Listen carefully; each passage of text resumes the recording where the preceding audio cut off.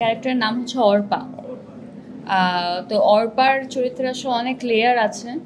আহ,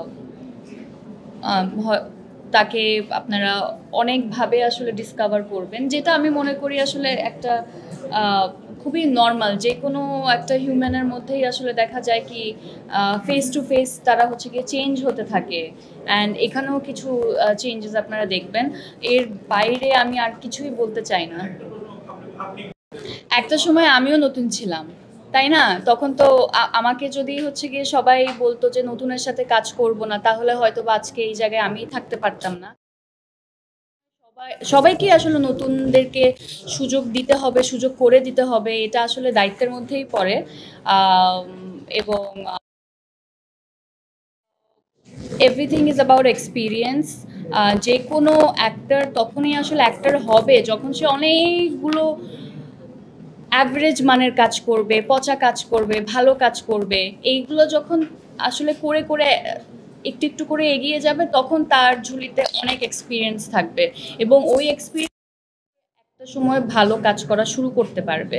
তো যে কোনো আর্টিস্টকে আসলে প্রথম কাজ, সেকেন্ড কাজ বা প্রথম ১-২ বছরে জাজ করাটা একেবারেই আমি মনে করি এটা ঠিক না। মনে করবো আমি মানে একেবারে কিছু পারতাম না। আর শুধুমাত্র প্রথম কাজ না, আমার মনে হয় আমার ক্যারিয়ারের প্রথম কয়েক বছর আমি যতগুলো কাজই করেছি, কোনোটাই আসলে আমি ঠিক মতো পারফর্ম করতে পারি নাই। কিন্তু আমি ওগুলো নিয়ে একদম রিগ্রেট করি না, কারণ ওই কাজগুলো যদি আমি না করতাম তাহলে ওই এক্সপিরিয়েন্সটুকু আমার হতো না। এবং ওই এক্সপিরিয়েন্সগুলোই এখন আসলে আমার আমি এখন যতটুকুই পারি না কেন, সেগুলো ওই কাজগুলোর জন্যই। এটাই তো ডিফিকাল্ট বলা। বাট আমার মনে হয় যতটা আসলে লাইফ আমরা সেলফলেস হতে পারি এবং ভালোটা বোঝার পর অন্যের ভালোটাও যদি আমরা করতে পারি, I think that is love. And in return যদি আমরা কোনো এক্সপেকটেশন না রাখতে পারি, সেটাই বেটার ফর আস।